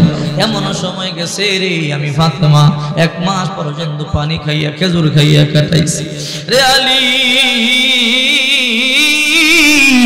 আজকে আমার ইন্তেকাল হয়ে যাবে রে আলী, আমার 2 দুইটা চাওয়া পূরণ করবেন কিনা বলেন। ফাতেমার কান্নার আওয়াজ শুনে হাসান হোসেন চলে এলো। মাগো হঠাৎ করিয়া কেন কান্না করো গো বা, তোমার মনের মধ্যে কি দুঃখ গো মা বলো। ফাতেমা বলে রে হাসান রে হুসাইন, ফাতেমা বড় বুদ্ধিমতী, যদি নিজের ইন্তেকালের সংবাদ সন্তানদেরকে বলে কলিজা ফাটিয়া মরিয়া যাবে, সন্তান দুইটা সহ্য করতে পারবে না। এই জন্য ফাতেমা সত্য কথা গোপন করলো। সন্তান দুইটারে বললো রে হাসান রে হুসাইন, তাড়াতাড়ি যা তোদের নানার রওজা পাকের সামনে যা, নানার সাথে গিয়া কথা বল। কিতাবের মধ্যে সাল্লাম আশরাফ আলী থানবী রহমাতুল্লাহি আলাইহি লেখেন, হাসান হুসাইন যখন আল্লাহর নবী রওজা পাকের সামনে গিয়া সালাম দিত, নবী দুনিয়ায় থাইকার জন্য কথা বলতো, রওজা শরীফ থেকে ওই রকম কথা বলা শুরু করে দিত। হাসান হুসাইন আল্লাহর পয়গম্বরের রওজার সামনে কথা বলবার জন্য চলিয়া গেল। এই দিকে ফাতেমা স্বামীর কাছ থেকে জনমের মতো বিদায় নেয়। ফাতেমা বলে আলী, আমার দুইটা চাওয়া পূরণ করবেন কিনা বলেন। আলী বলে ফাতেমা রে তোমার কি চাওয়া আমারে বলো, আমার যতই কষ্ট হয় আজকে তুমি মরিয়া যাইবা। ও ফাতেমা তোমার চাওয়াগুলো অবশ্যই পূরণ করব। ফাতেমা এমন নারী যার চাওয়া স্বয়ং আল্লাহ পাক রব্বুল আলামিন নিজেই পূরণ করে থাকে। আরে ফাতেমা তো এমন নারী যার চাওয়া আল্লাহই পূরণ করে, সুবহানাল্লাহ বলেন না। ছোট্ট একটা ঘটনা ফাতেমার বলবো, এরপরে সামনে যাব, শুনলে আশ্চর্য হবে। ফাতেমা যখন ছোট্ট ছিল, ফাতেমার একটা ইহুদি বান্ধবী ছিল, ইহুদির মেয়ে। ইহুদির মেয়ে ফাতেমার সাথে চলাফেরা করে। তো ফাতেমা বলে ইহুদির মেয়েকে, বলে ইহুদির মেয়ে তোমরা ইহুদি, তোমাদের সমাজ ভিন্ন, সোসাইটি ভিন্ন, খাদ্য ভিন্ন, পোশাক ভিন্ন, আমার সাথে কেন চলো? আমি একজন মুসলিম মেয়ে, আমি ফাতেমা। ইহুদির মেয়ে বলে ফাতেমা তুমি মুসলমান হইতে পারো, সমাজ ভিন্ন হইতে পারে। ও ফাতেমা তোমার কালচার ভিন্ন হইতে পারে, আল্লাহর কসম করে বলি এই মদিনার মধ্যে তোমার থেকে ভালো আর মেয়ে দ্বিতীয় নাই। সুবহানাল্লাহ বলে। ফাতেমা মনে মনে চিন্তা করে, মেয়েটা যেহেতু আমারে ভালোবাসে, আমি আর মেয়েটাকে দূরে সরাইয়া কি লাভ, আমার সাথে রাখি, আস্তে আস্তে যখন বড় হবে ইসলামের দাওয়াত দিব, সেই কালিমা গ্রহণ করবে, ইসলাম কবুল করবে। সুবহানাল্লাহ। ইহুদির মেয়েটা যখন বড় হয়ে গেল, মেয়ের বাবা একটা বিবাহ ঠিক করলো। পাত্র দেখতে বড় সুন্দর, টাকার অভাব নাই, পয়সার অভাব নাই, ক্ষমতার অভাব নাই। ইহুদি ডাইকা বলে মা রে তোমার জন্য একটা পাত্র দেখেছি, তুমি আমার একমাত্র কন্যা, আমার টাকার অভাব নাই, পয়সার অভাব নাই। ও মা যে পাত্রটা দেখলাম বড় সুন্দর, টাকার অভাব নাই, পয়সার অভাব নাই। মেয়ে বলল বাবা আমি জানি তুমি আমার কল্যাণ চাও, তুমি যেহেতু বিয়ে ঠিক করেছো আমিও রাজি হয়ে গেলাম। এইবার ইহুদি বলে মা তোমার একটা কথা বলতে চাই। কি কথা? আমার টাকার অভাব নাই, পয়সার অভাব নাই। রে ফাতেমা তোমার যত বান্ধবী আছে সবাইকে দাওয়াত দাও, আমি সবাইকে খাবার খাওয়াবো। ইহুদি বলে আব্বা জান আমার 300 ইহুদি বান্ধবী আছে, বলে সবাইকে দাওয়াত দাও, সবাইকে দাওয়াত দাও, আমার টাকার অভাব নাই, পয়সার অভাব নাই। এবার ইহুদির মেয়ে বলে আব্বা একটা কথা বলে। কি কথা? আমার 300 ইহুদি বান্ধবী আছে আর একজন মুসলিম বান্ধবী আছে, নাম তার ফাতেমা, মুহাম্মদ নবীজির কলিজার টুকরা কন্যা। আমি ফাতেমারে বড় ভালোবাসি, মোহাব্বত করি। ও বাবা আমার বিয়ের মধ্যে ফাতেমারও দাওয়াত দিব। আল্লাহু আকবার বলেন। এই কথাটা বলতে দেরি ইহুদির মাথার মধ্যে যেন আসমানটা ভাঙিয়া বলল না রে মানা, আমরা ইহুদি, আমাদের সমাজ ভিন্ন, আমাদের কালচার ভিন্ন, আমাদের পোশাক ভিন্ন, খাদ্য ভিন্ন। ফাতেমা মুসলমান, তার দাওয়াত দেওয়া যাবে না, তাদের কালচার ভিন্ন, তাদের সমাজ ভিন্ন, পোশাক ভিন্ন, খাদ্য ভিন্ন, ফাতেমার দাওয়াত দেওয়া যাবে না। আর ফাতেমার দাওয়াত দিলে ইহুদিরা ভাববে ফাতেমার বাবা মুহাম্মদের সাথে আমার সম্পর্ক আছে। না না, ফাতেমার দাওয়াত দেওয়া যাবে না। ইহুদির মেয়ে বলে আব্বা জান না, ফাতেমাকে দাওয়াত দেওয়াই লাগবে। ফাতেমা যদি আমার বিবাহের মধ্যে না আসে আমি কিন্তু বিয়ে করব না। ইহুদি বড় ভালো করে জানে মেয়ে বড় এক কথার মানুষ, মুখ দিয়া যা বলে তাই করে। আল্লাহু আকবার বলে।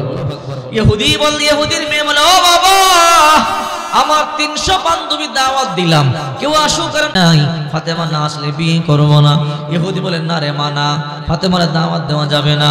মেয়ে রাগ করে বলে বাবা আল্লাহর কসম তুমি ভালো করে জানো আমি এক কথার মানুষ, ফাতেমার দাওয়াত না দিলে কিন্তু আমি বিয়ে করবো না। ইহুদি বিপদের মধ্যে পড়ে গেল। ইহুদি মনে মনে চিন্তা করলো, একটা বুদ্ধি করলো। ইহুদি বড় চালাক মানুষ। ইহুদির চিন্তা হলো ফাতেমার দাওয়াত দিব, আবার এমন শর্ত লাগাবো যেন না আসতে পারে। ইহুদির চিন্তা হলো যেহেতু মেয়েটা বারবার ফাতেমার কথা বলে, ফাতেমার দাওয়াত দেওয়াবো, কিন্তু এমন শর্ত লাগাবো যেন ফাতেমা বিয়ের মধ্যে না আসতে পারে। এইবার ইহুদি মেয়ের ডাক দিয়ে বলে মা এদিকে আসো। বলে আব্বাজান বলেন। ঠিক আছে, তুমি যেহেতু ফাতেমারে ভালোবাসো, তুমি যেহেতু ফাতেমারে মোহাব্বত করো, যাও যাও ফাতেমারে দাওয়াত দাও। ইহুদি মেয়ে খুশি হয়ে গেল। ও বাবা আমি যাই ফাতেমারে দাওয়াত দিয়ে আসি। ইহুদি বলে মা দাঁড়াও, বলে একটা কথা বলে। কি কথা? সবাই তোমার ইহুদি বান্ধবী। ও মা ফাতেমা তোমার একমাত্র মুসলিম বান্ধবী। ফাতেমা যখন তোমার বিবাহের মধ্যে আসবে সবাই তার দিকে তাকাইয়া থাকবে, কেমন পোশাক পরেছে, ফাতেমা কি পরে তোমার বিবাহের মধ্যে আসলো। মারে যাও যাও ফাতেমার দাওয়াত দাও, কোনো আপত্তি নাই, কিন্তু আসার সময় বলে আসবা ফাতেমার কাপড়টা যেন সবার থেকে দামি হয়। ইহুদি চালাক চিন্তা হলো ফাতেমা যেই বোরকা পরে 70 জায়গা দিয়ে তালি দেওয়া। ফাতেমার বাবা মুহাম্মদ একদিন খাবার খাইলে আরেকদিন খাইতে পায় না। মুহাম্মদ পাঞ্জাবি সেলাই করিয়া পরে, জুতা সেলাই করিয়া পরে, যদি এই শর্ত লাগাই ফাতেমা সবার থেকে দামি কাপড় পরে আসতে হবে, তাহলে ফাতেমা দামি কাপড় কিনতেও পারবে না, বিয়ের মধ্যে আসতেও পারবে না। ইহুদি বড় চালাক। ইহুদির মেয়ে তেমন পেশগুজ বুঝে নাই। মেয়ে দৌড়ায় চলে গেল। ও বান্ধবী ফাতেমা সুসংবাদ। বলে কি সুসংবাদ? আমার আব্বাজান আমার বিয়ে ঠিক করেছে, পাত্র দেখতে বড় সুন্দর, টাকার অভাব নাই, পয়সার অভাব নাই। ফাতেমা বলল ঠিক আছে, তোমার বিয়ে ঠিক হয়েছে, আমি বড় খুশি হইলাম। বলে ফাতেমার একটা কথা। বলে কি কথা? আগামীকাল আমার বিবাহ, তোমারে কিন্তু যাইতেই হবে। ফাতেমা কই না না, কেমন কথা বলো? আমি মুসলমান, তুমি ইহুদি, তোমার বাড়িতে যারা আসবে সবাই ইহুদি, তোমাদের খাবার দাবার ভিন্ন, পোশাক ভিন্ন, সমাজ ভিন্ন, আমি তোমার বিয়ের মধ্যে যাইতে পারবো না। ইহুদির মেয়ে বলে ফাতেমা তুমি আমার বেস্ট বান্ধবী, প্রিয় বান্ধবী। ফাতেমা রে ভালো করিয়া জানো আমি এক কথার মানুষ, আমি মুখ দিয়ে যা বলি তা করি। ও ফাতেমা তুমি যদি আমার বিয়ের মধ্যে না যাও আমি কিন্তু বিয়ে করব না। ফাতেমা অবাক হয়ে গেল। মেয়েটা এক কথার মানুষ, এই মেয়ে মুখ দিয়ে যা বলে তাই করে, এত বড় আয়োজন নষ্ট হয়ে যাবে, আমার জন্য না হইতে পারে না। ফাতেমা মনে মনে চিন্তা করে আমি গেলে যদি বিয়েটা হয় একটু যাই। এবার ফাতেমা বলল ও বান্ধবী যাও যাও, সকালবেলা তোমার বিয়ের মধ্যে আমি হাজির হয়ে যাব। আল্লাহু আকবার বলে। এই কথা বলতে দেরি ইহুদির মেয়ে কয় ফাতেমারে মুসলমানরা মিথ্যা কথা বলতে পারে না, মুসলমানরা ওয়াদা ভঙ্গ করতে পারে না, মুসলমানরা আমানতের খেয়ানত করতে পারে না। ও ফাতেমা তুমি ওয়াদা দিছো যাইবা, আগামীকাল সকালবেলা কিন্তু তোমাকে যাওয়াই লাগবে। ফাতেমাই কয় যাও, সকালবেলা অবশ্যই আমি যাব। এই কথা বলবার পরে ইহুদির মেয়ে বলে ও ফাতেমা তুমি যে যাইবে একটা কথা। কি কথা? আমার 300 বান্ধবী আসবে, সবাই এমপি মন্ত্রী মেয়ে, ব্যবসায়ীর মেয়ে, টাকার অভাব নাই, পয়সার অভাব নাই। ফাতেমারে সবাই দামি দামি কাপড় পরে আসবে। ও ফাতেমা তোমার শাড়িটা যেন সবার থেকে দামি হয়। এই কথা বলতে দেরি ফাতেমার মাথার মধ্যে যেন আসমানটা ভাঙিয়া বলল। কি বলল? আমি দামি শাড়ি কোথায় পাবো? আমি যেই বোরকা পরি 70 জায়গা দিয়ে তালি দেওয়া, আমার বাবা পাঞ্জাবি পরে সেলাই করিয়া, জুতা পরে সেলাই করিয়া, আমি আবার দামি শাড়ি কোথায় পাবো? ইহুদির মেয়ে বলল ফাতেমা আমি চলিয়া যাই, সকালবেলা বিয়ের মধ্যে যাইতে হবে, আর দামি শাড়ি পরিয়া যাইবা। ফাতেমা চিন্তায় পড়ে গেল, আহারি আমি দামি শাড়ি কোথায় পাবো রে? আমার টাকা নাই, পয়সা নাই, আমার আব্বা গরিব, আজকে 1 সপ্তাহ পর্যন্ত চুলার মধ্যে আগুন ধরে না। আমি এই অবস্থায় যদি আমার আব্বারে গিয়া বলি ও আব্বা জান আমার একটা দামি শাড়ি কিনিয়া দেন, আমার আব্বা কিনিয়ে দিতে পারবে না, আমার আব্বা মনে কষ্ট পাবে। আর দুনিয়ার মধ্যে আমার মাও তো নাই, আমি আমার মা থাকলে মায়ের বলতে পারতাম ও মা আমার একটা দামি শাড়ি কিনিয়া দাও। যাও, এই দুনিয়া আমার মা নাই। ফাতেমা চোখের পানিগুলো সারিয়া কান্দে, বাবারও বলতে পারে না, আব্বা গরিব, আব্বারে বললে আব্বা কষ্ট পাবে, এই জন্য ফাতেমা চোখের পানি সারিয়া কান্দে। দরজা বন্ধ করিয়া রাত্রিবেলা সেজদায় পড়ে কান্দে, আল্লাহ আমার বাবা গরিব, যদি আমার আব্বারে আমি একটা জামার কথা বলি, শাড়ির কথা বলি, আমার আব্বা বলবে মেয়ের বুদ্ধি শুদ্ধি নাই, মেয়ে তো নিজেই দেখে করে, এক সপ্তাহ ধরিয়া চুলায় আগুন ধরে না, এখন যদি মেয়ের আমি শাড়ি থেকে কিনিয়া দিব। এই জন্য ফাতেমাকে আল্লাহ তুমি একটা শাড়ির ব্যবস্থা করিয়া দাও, নতুবা সকালবেলা বিয়ে না গেলে মুসলমানদের মিথ্যাবাদী বলবে, মুসলমানদেরকে মুনাফিক বলে বলে গালি দিবে। ওগো আল্লাহ একটা শাড়ির ব্যবস্থা করিয়া দাও। ফাতেমা কান্নাকাটি করিয়া রাত্রিবেলা ঘুমায়, ফজরের আযান যখন দিল ফাতেমার ঘুম ভাঙিয়া গেল। ফাতেমা ঘুম থেকে জায়গা দেখে মাথার কাছে একটা জান্নাতি নূরের বক্স দেখা যায়। আল্লাহু আকবার। ফাতেমা বক্সটা হাতের মধ্যে আশ্চর্য হয়ে গেল, কিরে আমার দরজা বন্ধ, জানালা বন্ধ, আমার ঘর এই বক্সটা কে দিয়া গেল? ফাতেমা বক্সটা খুলে না, হাতে করিয়া রাহমাতুল লিল আলামিনের কাছে নিয়ে গেল। ও আব্বা জান, আমি কি ভুল করেছি বলতে পারি না, আব্বা গো আমার ঘরে এই বক্সটা কে রাখিয়া গেল? আল্লাহর পয়গম্বর বললেন, মা ফাতেমা কান্না করবি না, জিবরাইল আমারে সব বলিয়া দিয়া গেছে, তোর মা দুনিয়ার জমিনে নাই, আমি বাবা করি, এই জন্য একটা শাড়ি আমার কাছে চাও নাই, আমি কিনিয়ে দিতে পারবো না বলে সকালবেলা ইহুদির মেয়ের বিয়ের মধ্যে যাইতে হবে, এই জন্য আল্লাহর কাছে কান্নাকাটি করি একটা শাড়ি চাইছ, এই জন্য আল্লাহ তাআলা জান্নাত থেকে তোমার জন্য শাড়ি পাঠাইয়া দিছে। ফাতেমা বক্সটা খোলো, ফাতেমা বিসমিল্লাহ বলিয়া বক্সটা খুললো, তাকাইয়া দেখে বক্স থেকে নূরগুলো জল জল জল জল করিয়া বাহির হইতেছে। আল্লাহ নবী গো ফাতেমা তুমি এই শাড়ি পরিয়া বিয়ের মধ্যে যাইতে পারবা না। বললে বাবা কেন? বলে এই শাড়ি পরিয়া গেলে তো আশ্চর্য হয়ে যাবে, সবাই তোমার দিকে তাকাইয়া থাকবে, খাবার দাবার বন্ধ হয়ে যাবে, চলাফেরা কথাবার্তা বন্ধ হয়ে যাবে। ও রাহমাতুল লিল আলামিন তো কি করব? বলে একটা বুদ্ধি আছে। বলে কি বুদ্ধি? তোমাকে তো বিয়ের মধ্যে যাওয়াই লাগবে, তোমাকে তো শাড়িও পরতেই হবে। ও মা ফাতেমা তুমি তো বিয়ের মধ্যে যাইবা, এই শাড়ি পরিয়া এর উপরে তোমার 70 জায়গা দিয়ে তালি দেওয়ার বোরকাটাও পরিয়া যাইও, তোমার বিয়ে তো যাওয়া হইল, শাড়িও পরা হইল। ফাতেমা বলে আব্বা ঠিক আছে। ওইদিকে বিয়ে শুরু হয়ে গেল। 300 ইহুদির মেয়ের একটা ঘরের মধ্যে বসিয়ে গল্প করে, কিরে তুই না বললি তোর বান্ধবী ফাতেমা আসবে, এখনো পর্যন্ত তোর বান্ধবী ফাতেমা তো আসলো না। বলে সময় হইলে ফাতেমা চলে আসবে। কয় না না ফাতেমা আসবে না, ফাতেমা গরিবের ঘরে গরিব, ফাতেমা ফকিরের ঘরে ফকির, দামি কাপড় কোথায় পাবে? দামি কাপড়ও পাবে না, বিয়ের মধ্যে আসতেও পারবে না। এবার একজন একই কথা বলি, ইহুদির মেয়ে কয় না দেখবি ফাতেমা সময় মতো চলে আসবে, আমার বান্ধবী ফাতেমা মিথ্যা কথা বলতে পারে না। কয় না তোর বান্ধবী ফাতেমা আসবে না।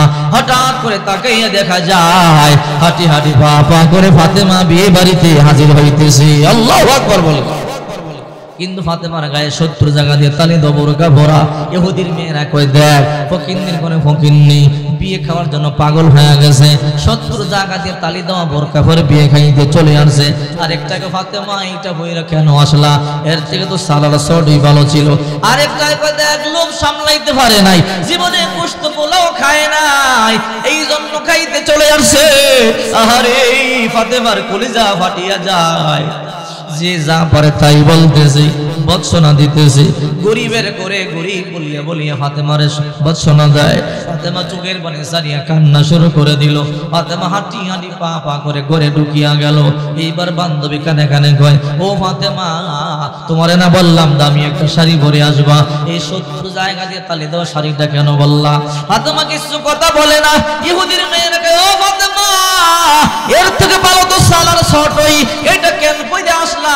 বিয়েতে কি এমন সিরা কাপড় পরে আসে? একটাই তো মাথা মারে একটা কথা, কি কথা? আমরা তো আমাদের আমরা তো আমাদের ডিস্টার্ব করবেন না, আমরা তো আমাদের বড় বড় কাপড়ের ভিতরে ছোট ছোট কাপড়ও পরি। ও ফাতেমা, তোমার এই কাপড়ের ভিতরে কি কোনো ছোট কাপড় পরছো কিনা? এইবার ফাতেমা কোনো কথা বলে না, ভাই আমরা তোমার বোরকা খুলিয়া দেখব তোমার কাপড়ের ভিতরে কোনো ছোট কাপড় আছে কিনা। ফাতেমায় কোনো কথা বলে না, ভাই না না তোমরা আমার বোরকার মধ্যে হাত দিও না। 4-5 জন ইহুদির মেয়ে আইসা বলে, ফাতেমা দেখি তোমার বোরকার ভিতরে কোনো ছোট কাপড় আছে কিনা। ফাতেমায় কই না না আমার বোরকা খুইলো না, আমার বোরকার মধ্যে হাত দিও না। 4-5 ইহুদির মেয়ে বলল না দেখবো। যখন 4-5 জনের হাতের মধ্যে দরিয়া বোরকা টানতেছি, ফাতেমা চোখের পানি সারিয়া কান্না করে বলে, তোমরা আমার বোরকার মধ্যে হাত দিও না, আল্লাহর দোহাই আমার বোরকার মধ্যে হাত দিও না। ইহুদির মেয়েরা শোনে না। 4-5টা ইহুদির মেয়ে বোরকা যখন টান দিয়ে ফাঁক করেছে, ভিতর থেকে নূরে একটা ঝলকানি মারছে। আল্লাহু আকবার বলেন। কিরে ফাতেমা, এমন দামি শাড়ি কই পাইলা? মদিনার যত বাজার আছে সব বাজারে গেলাম, এমন দামি শাড়ি তো কোথাও পাইলাম না। কোন বাজার থেকে আনছো? কোন রাস্তা গেলে আমরা পাবো বলো? ফাতেমাই বলে, সেই রাস্তা তোমরা চিনো না, সেই রাস্তার নাম সিরাতি মুস্তাকিমের রাস্তা, সেই বাজারের নাম জান্নাতের মার্কেট। সিরাতি মুস্তাকিমের রাস্তায় যদি চলতে চলতে জান্নাত পর্যন্ত যেতে পারো, আল্লাহর কাছে যা চাইবা আল্লাহ তোমাদেরকে তাই দিয়া দিবে। আল্লাহু আকবার বলেন। সাথে সাথে 300 ইহুদির মেয়েরা তো, ফাতেমা আর দেরি নাই, তাড়াতাড়ি কালিমা পড়াইয়া মুসলমান বানাইয়া দাও, লা ইলাহা ইল্লাল্লাহ মুহাম্মাদুর রাসূলুল্লাহ। বিরক্ত দিয়েছেন আপনারা? চলবে? ফাতেমার মৃত্যুর কথা মনে আছে না নাই? আলীর কাছে কয়টা জিনিস চাইছে? বলে, আলী আমার 2টা আশা পূরণ করবেন কিনা বলেন। আলী বলে, ফাতেমা তোমার কি আশা বলো। ও আলী, সেই ছোট্টবেলা আমি আপনার সংসারে আইছি, দামি একটা শাড়ি চাই নাই, গহনা চাই নাই। আলী গো, আমার 2টা চাওয়া পূরণ করবেন কিনা বলেন। অবশ্যই পূরণ করব, বলো কি চাওয়া? আমার 1 নাম্বার চাওয়া, আমি যখন মরিয়া যাব আমার লাশটা গোপনে জানাজা দিয়ে দাফন করিয়া দিবেন। ও আলী, প্রকাশ্যে জানাজা দেওয়ার জন্য ময়দানে নেবেন না। আলী বলে, ও ফাতেমা তুমি নবীজির কলিজার টুকরা কন্যা, তোমার ইন্তেকালের সংবাদ শুনবার পরই গোটা মদিনার মধ্যে সবচেয়ে বড় জানাজা হবে। ফাতেমা রে, কেন নিষেধ করতেছো? ফাতেমা বলে, আলী গো আমি সারা জনম বড় পর্দা করেছি, কোনো বেগানা পুরুষ আমারে দেখে নাই। ও আলী, আমার লাশটা নিয়ে যদি ময়দানে যান, যারা দেখে নাই তারাও আমার লাশটা দেখবে, লাশটা দেখে মনে মনে ভাববে ফাতেমা এতটুকু লম্বা ছিল, এতটুকু মোটা ছিল, চওড়া ছিল। না না, আমার লাশটা নিয়ে ময়দানে যাবেন না, আমার লাশটা গোপনে দাফন করে দিবেন। আলী বলে, ফাতেমা যাও, অবশ্যই তোমার 1 নাম্বার কথা আমি রাখবো। তোমার 2 নাম্বার কথাটা কি বলো? বলে, আমার 2 নাম্বার কথা হলো, আলী রে আমি যখন মরিয়া যাব, আপনি যুবক মানুষ, আপনার খেদমতের প্রয়োজন আছে, আপনার বিবির প্রয়োজন আছে। ওয়ালি, আপনি 2য় বিবাহ করবেন, এতে আমার কোনো আপত্তি নাই। আপনি নতুন বিবি নিয়ে ঘুমাবেন, তা তো আমার কোনো আপত্তি নাই। আলী, আপনি ভালো করিয়া জানেন আমি হাসান হোসেন রে বড় ভালোবাসি, আমার 2টা সন্তান রে বুকের মধ্যে নিয়ে ঘুমাই। আলী গো, আজকে আমি মরিয়া যাব রে আলী, কিছুদিন পরে আপনি একটা বিবাহ করবেন, আপনি নতুন বিবিরে নিয়ে পাশের রুমে ঘুমাবেন, আমি অন্ধকার কবরে থাকবো। আর গভীর রাতে আমার সন্তান 2টা মা মা বলে বলে যখন কাঁদবে রে আলী, আমি ফাতেমা কবরে তাই কেউ সহ্য করতে পারবো না। আমার সন্তান 2টা যখন বলবে মা গো আমাদের বড় ভয় লাগে, ও মা তুমি ফাতেমা কই আমাদেরকে কোলে নাও। ও আলী, আমি তখন কবরে তাই কেউ সহ্য করতে পারবো না। আলী গো, আপনি ওয়াদা দেন আপনি নতুন বিবি নিয়ে ঘুমাবেন, আমার কোনো আপত্তি নাই। অন্তত সপ্তাহে 1টি রাত আমার 2টা সন্তানের বুকের মধ্যে নিয়ে ঘুমাইবেন। শুনলে আশ্চর্য হয়ে যাবেন। ওই দিন হাসান হোসেন আল্লাহর নবীর সাথে রওজা পাকে কথা কয়। আল্লাহর নবী কয়, রে হাসান রে হোসেন তাড়াতাড়ি বাড়িতে যা, আজ আর কথা বলা লাগবে না। না না, কেন কথা বলবেন না? রাগ করেছেন নাকি? কই না রে, রাগ করি নাই। ও না না, কেন কথা বলবেন না? বাড়িতে যা, মায়ের গিয়ে ভালো করে দেখ, তোদের মায়ের আর দেখতে পারবি না।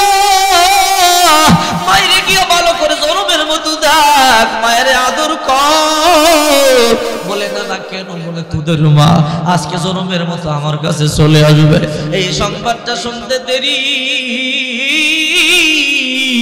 দুই ভাইয়ের মাথার মধ্যে যেন আসমানটা ভাঙিয়া বলল, মা একবার নানা কি শোনাইল রে, মায় নাকি আজকে আমাদেরকে রাখিয়া চলে যাবে। হাসান বলে, রে হুসাইন, মা যদি চলে যায় রে, আমরা কারে মা বলে ডাকবো? কার বুকের মধ্যে দড়ি আমরা ঘুমাবো? ক্ষুধা লাগলে কে খাবার খাওয়াবে? দুঃখের সময় কে সান্ত্বনা দিবে? তাড়াতাড়ি চল, বাড়িতে যাই, মায়ের গিয়ে ঠেকাই।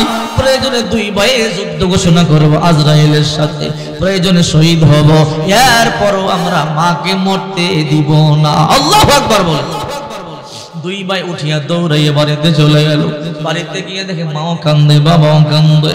দুই ভাই মায়ের গলার মধ্যে জাবরায় ধরে বলে, মা গো, তুমি কেন তুমি কেন সত্য গোপন করেছো? মায়ে বলে, কি সত্য গোপন করেছি? ও মা, নানায় সব বলিয়া দিছে, তুমি নাকি আজকে মরিয়া যাইবা। ও মা, তোমারে মরতে দেব না। ও মা, তুমি যদি মরিয়া যাও, আমরা কারে মা বলে ডাকবো? মা গো, কার বুকের মধ্যে আমরা মাথা রাইখা ঘুমাও? ক্ষুধা লাগলে কি খাবার খাওয়াবি? দুঃখের সময় কি সান্ত্বনা দিবে? গোসল দিয়ে কে তেল মালিশ করে দিবি? ফাতেমার কলিজা যেন ফাটিয়া যায়। সন্তানদেরকে কি জবাব দিবে? না, কোনো জবাব নাই। ফাতেমাও কান্দে, আলীও কান্দে, হাসান হুসাইন কান্দে। দুই ভাই বুদ্ধি করলো, চল চল আমরা দরজার মধ্যে গিয়া তরবারি নিয়ে দাঁড়াই, আমাদের করে আজরাইলকে ঢুকতে দিব না। মাত্র 6 মাস আগে আল্লাহর নবী ইন্তেকাল করেছে।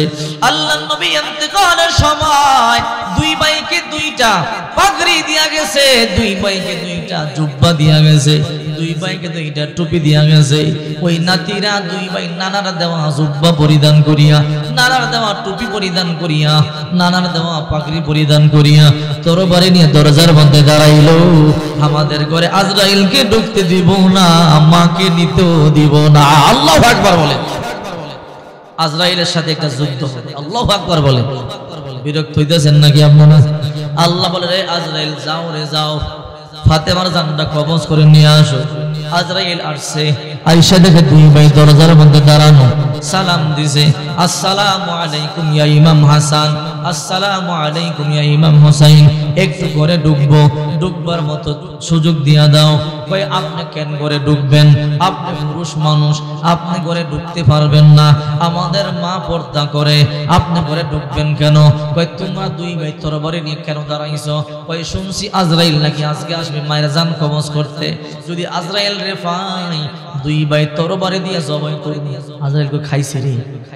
এই কথা শোনার পরে একটা দৌড় দিছে, আল্লাহ আমি যাবো না, যদি আমার পরিচয় পাই আমার শেষ করবে। আল্লাহু আকবার বলে। ও বন্ধু, শুনতে রাজি আছেন না ইনশাআল্লাহ? ও বন্ধু, এখানে লম্বা একটা ঘটনা আছে, আমিও শেষ করব। বন্ধুরে, এর আগে একটা কথা বলতে চাই। রাসূল করিম সাল্লাল্লাহু আলাইহি ওয়াসাল্লাম বলেন, মান বানা লিল্লাহি মাসজিদান বানাল্লাহু লাহু বাইতান ফিল জান্নাহ। ও বন্ধু, কত বড় বিল্ডিং করলেন, কত বড় ঘর বানাইলেন, জমি আছে বিঘার বিঘা। আপনি যখন মরিয়া যাবেন, একতলা বিল্ডিং কবরে যাবে না, একটা ঘর কবরে যাবে না, একটা দোকান আপনার কবরে যাবে না। রাসূল বলে, যদি কেউ মসজিদে শরীক হয়, আল্লাহ তাআলা তার জন্য জান্নাতে বিশাল একটা বালাখানা বানাইয়া দেয়। আল্লাহু আকবার বলেন।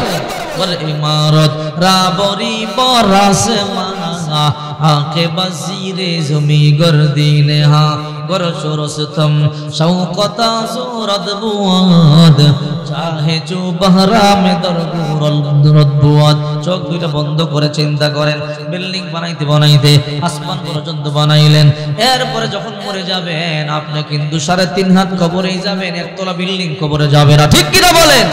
গত বছর হয়তো অনেকে বয়ান শুনছে, এই বছর নাই, হয়তো আগামী বছর মাহফিল হবে, অনেকেই দুনিয়া ছেড়ে চলে যাবে। এই জন্য আল্লাহ হাবিব বলে আমার উম্মতের মধ্যে সবচেয়ে বুদ্ধিমান সে যে দুনিয়া নিয়ে পরকাল নিয়ে চিন্তা করে। ও বন্ধু, এই মসজিদটার জন্য আমি আপনাদের কাছে হাত